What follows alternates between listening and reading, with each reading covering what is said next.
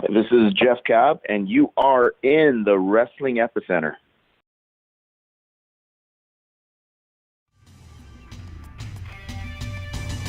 You're listening to Interactive Wrestling Radio, featuring the interactive interview, courtesy of WrestlingEpicenter.com.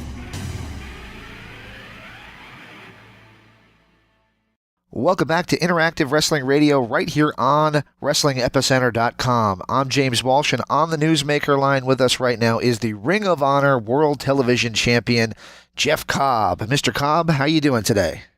I'm doing good. How are you doing? Thanks for having me on. It's a pleasure to have you on, man. I'm a big fan of your work, and I'm so excited to get the opportunity to speak to you about coming on board with Ring of Honor. So, thus far, you've been there since July. How's you've enjoyed your time with Ring of Honor?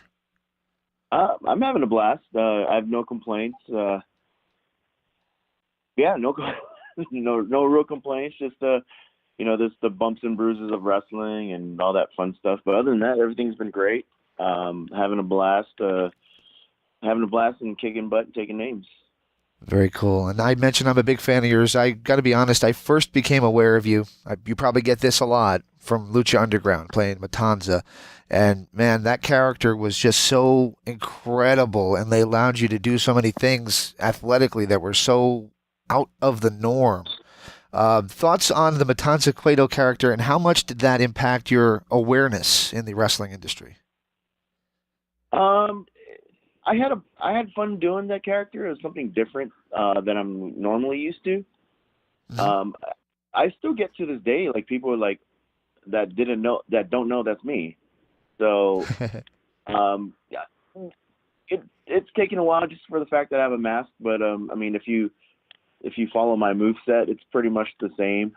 So yeah, I know that. I noticed that too. But I also noticed that on Ring of Honor TV, they don't really play to Lucha Underground. Like a lot of times, like Matt Stryker, for example, would mention any company that anybody had ever worked for, but Ring of Honor really doesn't mention, especially on commentary, the fact that you were Matanza or the origins of Luchasaurus or things like that. Is that something that you guys do by design, that you don't really want to talk about those days, or?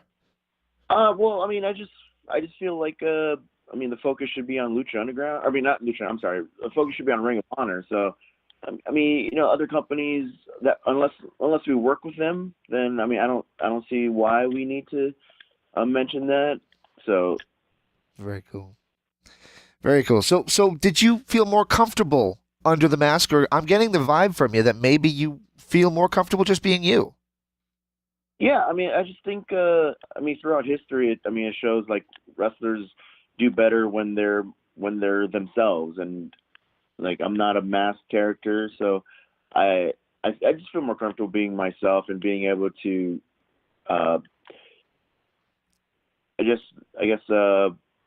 use my facial expressions to tell a story. And it's hard under a mask, but I don't not like what I did, but I feel like it's better as myself. Very cool. And in your Ring of Honor debut, you won the World Television Championship, defeating Punishment Martinez. It had to be a great honor to be basically put right up on the pedestal as soon as you made your official in-ring debut with Ring of Honor. Oh, it was great, man. I wasn't expecting that right off the bat, but I'm grateful for the opportunity, and I'm definitely going to do my best and keep trying to elevate as much as I can, and get my name out there, get the company's name out there, and put some prestige, hopefully, back into that TV championship. Absolutely. And a final battle. I got to tell you, that match that you had with Hangman Page was probably one of the matches that stole the show. The first match was fine, don't get me wrong, but when you guys went out there, it kind of set the tone for the night, and what a great match that was in front of an incredibly hot crowd at the Hammerstein. Thoughts on final battle and coming ahead of Hangman Page? I feel like for me personally, like that match was like so much fun just because it's the Hammerstein Ballroom. You know what I'm saying? Like, like there's not many. There's a few venues out there, I guess, that have that marquee feel and that history, and Hammerstein's definitely one of them. So just to be able to have a a match, especially a championship match at the Hammerstein was wonderful. Getting to work with Adam Page was so much fun. Like he's super talented. I'm happy for him and all his success and where he's going. So, and he definitely deserves it because he's a top level performer. And I think us going into that show, we had, I guess we kind of had like a bone to prove or bone to pick, and just we wanted just to prove ourselves, just for the fact that I'm happy we had a match, but a part of me feels like maybe the TV championship match was kind of underlooked, I guess, on the card. I mean, that card from top to bottom was stacked. Right. So we just felt like we needed to prove that, hey, our match, don't sleep on us. And coming off of that weekend, I think the reaction was we shouldn't have slept on that match, and I think it was just a great time to be had by all. Yeah, watching it at home, just when he went for the off the apron shooting star, and you caught him and did the belly to belly, it seemed to just like, okay, now the crowd's lit for the rest of the night. That was it. That was it. Boom. That was going to be my next question. You talked about where he's going to end up next. Of course, you're a relatively new guy in Ring of Honor, already in a prestigious position, obviously taking your spot at the top of the tier in Ring of Honor. A lot of spots just opened up with the departure of the Elite. Do you have any thoughts on how this at all will impact Ring of Honor? I don't think. I mean, it's always a blow to any company when talent leaves. I mean, you can relate that to pretty much any sport out there. I mean, I like basketball, so like, I mean, when Jordan left to go play baseball, like, I mean, they still, like, the Bulls. I mean, yeah, they didn't win championships, but you know what, they were still good. Right. Then and then they refilled the talent pool, and I feel that's the same with Ring of Honor, because I mean, Ring of Honor didn't shut down when guys like Generico or Steen or Daniel Bryan left. They just found the next crop of guys who were ready and willing to step up and take the reins of Ring of Honor and lead them into the future. And I think that's the same thing with us. Like, the Bucks are, I mean, don't get me wrong, the Bucks are huge stars. Cody's a great, big star, SCU and Page and all them. But at the same time, we're bringing in great talent. I mean, I was already with the company, but guys like Villain Enterprises and Bandito and Juice Robinson and just all these guys that are coming in, there's going to be voids to fill, and I feel our new signings are definitely going to step up and take it into the future. Absolutely, and I'm looking forward to 2019. We'll get to the date that everybody has circled on their calendar for Ring of Honor fans coming up soon. But I wanted to ask you about another promotion you worked for, which was Ring Warriors, which had a very old school feel to it. I got to tell you, you almost seemed really comfortable in that more old school vibe environment that Ring Warriors presented. How did you work? How did you enjoy working Ring Warriors? And if they did, should, or will come back in the spring, as they say they will, is that something you can't even be a part of anymore?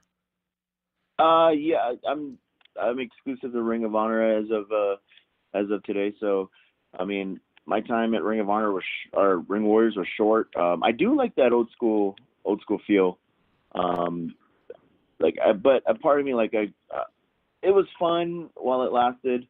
I mean, I felt like they could have put more emphasis on the belt, but that's just my opinion. Okay. But other than that, if they come back, great. That's just another place for guys to get more exposure and some TV time and just get used to wrestling on a bigger scale. Very cool. Very cool. All right. So just two more questions for you. Ring of Honor has two world champions. You got Matt Taven with his purple belt and the official champion, Jay Lethal.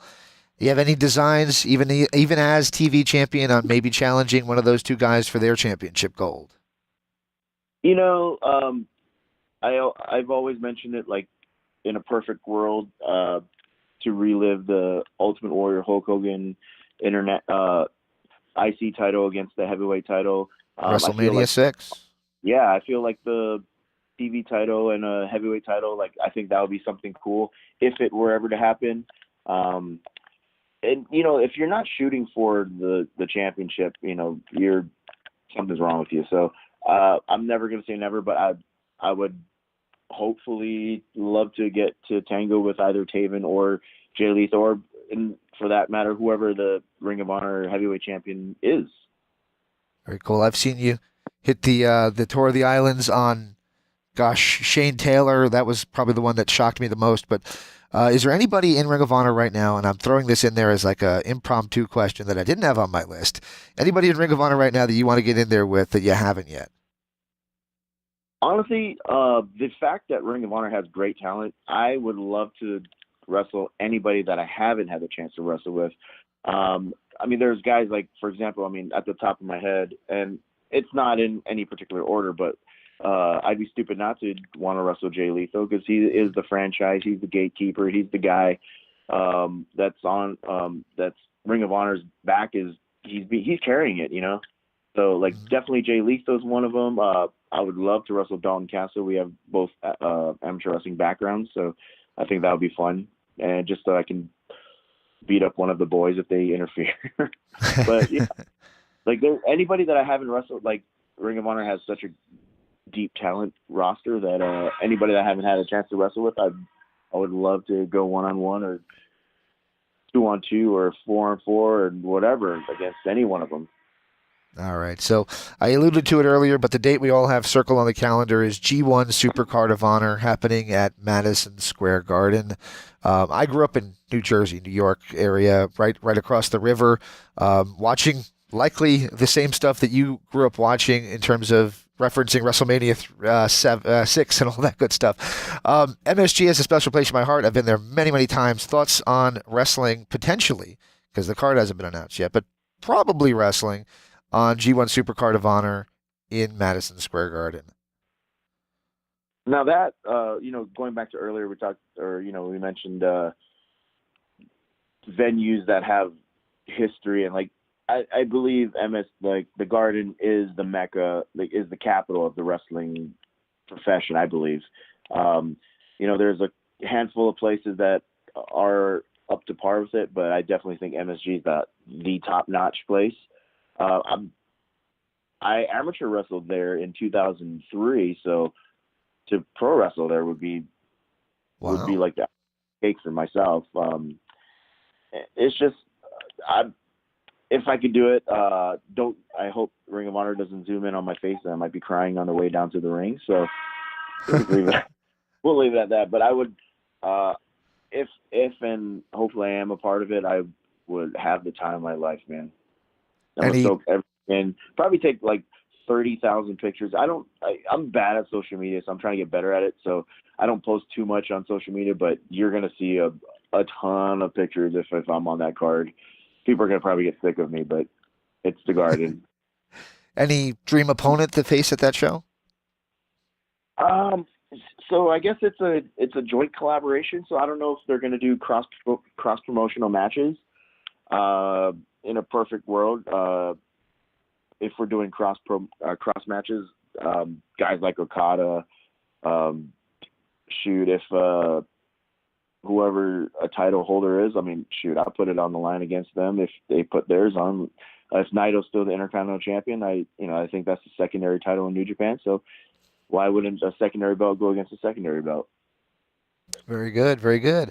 All right, so whatever it is, I can't wait to see what's next for Jeff Cobb here at Ring of Honor. Big fan of what you're doing in there, and I love Ring of Honor. It's become a company that I think is my number one. I think I watch that more than any other wrestling in the world right now, so I appreciate what you guys do. Well, thank you for the support, and just everybody out there, just keep supporting Ring of Honor. We're a great company.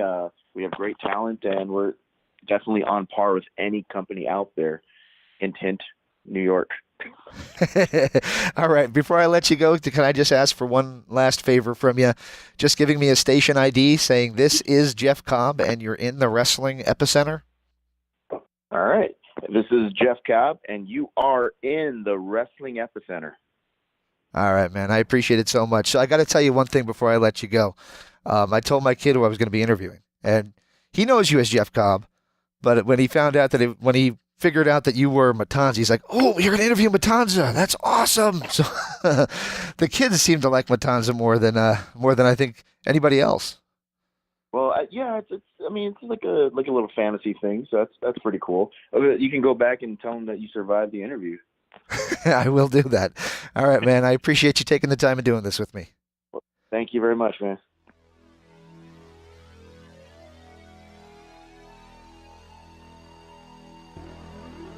This is the Wrestling Epicenter.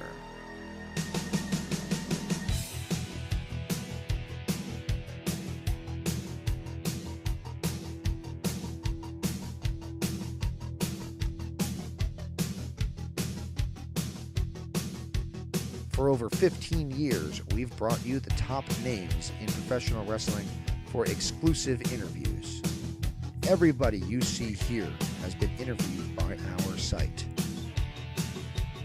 But we're more than just interviews. So be sure and check out WrestlingEpicenter.com for news, results, information, and of course our store.